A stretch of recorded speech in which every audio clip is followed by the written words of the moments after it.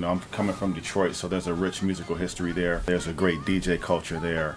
A lot of founding members of techno, of dance, all the way back to the history of Motown, Berry Gordy. So there's just such a strong music presence there, from recorded music to DJing music, jazz. We have the oldest jazz club in the United States of America, Baker's Keyboard Lounge. Used to visit there, so influences from just everywhere. Detroit is worldwide known for its techno scene. However, Detroit is much more than techno, but we identify with that techno sound of Detroit. That label has kind of followed us throughout the world, but it's one that's we're really proud of. Ghetto Tech, how could I ever forget about Ghetto Tech? Ghetto Tech is probably another backbone of Detroit, where we kind of fused what we called it booty music. It kind of was like Miami bass, and then we kind of had our electronic element. It was fast paced. We put it together and we had like party anthems, and we called it Ghetto Tech. It was for the ghetto, it was for the hood, it was for the parties. It got you hyped. The lyrics were sometimes vulgar, but it was pumping. When I first fell in love with DJing, to be honest with you, I had so much fun when I first started at 14. I was going at 14. From the first lesson that I had, I was hungry, I was passionate. So there was no single moment that, hey, this moment got me going. As soon as I felt the vinyl under my hands, I learned how to manipulate turntables, I got to a crowd and got to play, it was just on and popping from that point. The music journey really took off, honestly, producing music about a year ago. There was so much training already in the pipeline, so many ideas already in the pipeline. It was just a matter of sitting down and committing those ideas to the keyboards, drum machines, and making in my head what was to come out of the speakers. I believe in the power of now, so it's taking off right now, literally as I speak, every single day. No one intentionally blew up or became worldwide or became discovered. It was a function of the internet. The first time that I traveled overseas, it was in Japan. I went to Chiba City, Japan. And when I got the call, I wanted to know, how did you hear about me? Because at that point I had no productions, I had no credibility as far as an established artist. I wasn't a big DJ. I'm not a big name DJ. And the kid said he had downloaded my show, a mix CD that I had uploaded online. He had downloaded it and passed it along, to his friends. So it was just a matter of word of mouth. But now the word of mouth, instead of just locally, the word of mouth can be in another country. Somebody heard you online and you got a word of mouth going thousands of miles overseas, and you have no clue it's budding and developing. And I'd have to credit the internet. First person that called me for what I call was my dream gig. It's a DJ. His name is DJ Nobu. Very, very well known techno DJ now, but at the time, he was in a crew called Future Terror. And I got this call from a guy who spoke broken English, but he could say Steve Crawford. And it was Nobu. He was on the phone and he said, I thought it was a crank call because I heard an accent and it sounded like, "We want you, come here, we want you." And I hung the phone up. The guy called back and he said, "You Steve Crawford, we want you, come here, we fly you here, we love you." And at that point in time, I was in Arizona. I was studying for the bar exam, entering my second career. My first career was in manufacturing at Daimler Chrysler. I was in my second career becoming an attorney, and I had a choice. It was keep studying for the bar exam, which I knew I could take again, or go take this opportunity to play for people on another side of our world that had demanded that I come. I chose to go to Japan. But I met up out there with Terence Parker. Terence Parker is one of my oldest friends.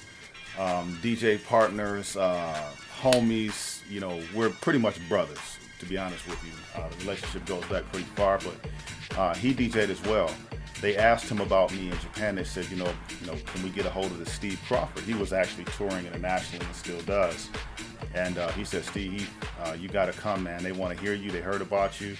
And so we did a party in Japan. That first party we did, and you got to understand, Terence is a badass DJ. So to come before or after Terence, you better be good. So when I went there, I knew, number one, they were expecting the Terence Parker show. And I had to let them know that I got a show of my own. So I did my thing. I was very well received, and I thank Terence for showing me a lot of love during that special time. My experience in Chiba City, Japan went like this. I came off of the plane, and I'm thinking, like, where's the English section? Where are the people that speak English? And there's just Japanese writing all over. It's this giant airport, and I'm seeing all these foreign people. This is 2003 or 2004. I can't remember specifically. Probably 04, maybe 03. Whichever year it was the year I flunked the bar because I was more concerned about music. I heard this clapping, and it's getting louder and it's louder. And I'm thinking, let me go over there to where the clapping is because obviously somebody's here.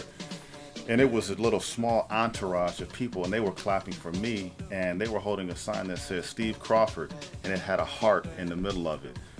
And I was blown away. I said, you mean somebody's been downloading my mixes, they heard it, liked it to the point where they want to pay for me to come and play and do something that I would do for free. I would DJ for free, and they were there gathered applauding. Not that I had given a great DJ performance, but that I had walked off of the plane. So that was my first taste of, wow, they really respect DJ culture, music, and talent, and you can receive that kind of pseudo rock star treatment because of what you're good at, and it was incredible. I went to a record store there, and it was I had to take pictures and document it because I knew when I came back to America, nobody would believe it. It's just not believable because I'm not some household name. I don't have a hit record, at the time, and I'm thumbing through the record section. I'm just in this record store in, Chiba City, Japan, and a guy comes up to me with a pen. And I'm like, well, what is he doing? Thank you, I don't need a pen. And he pulls out his record and wants me to sign and autograph. And I looked at the clerk, I said, what's going on?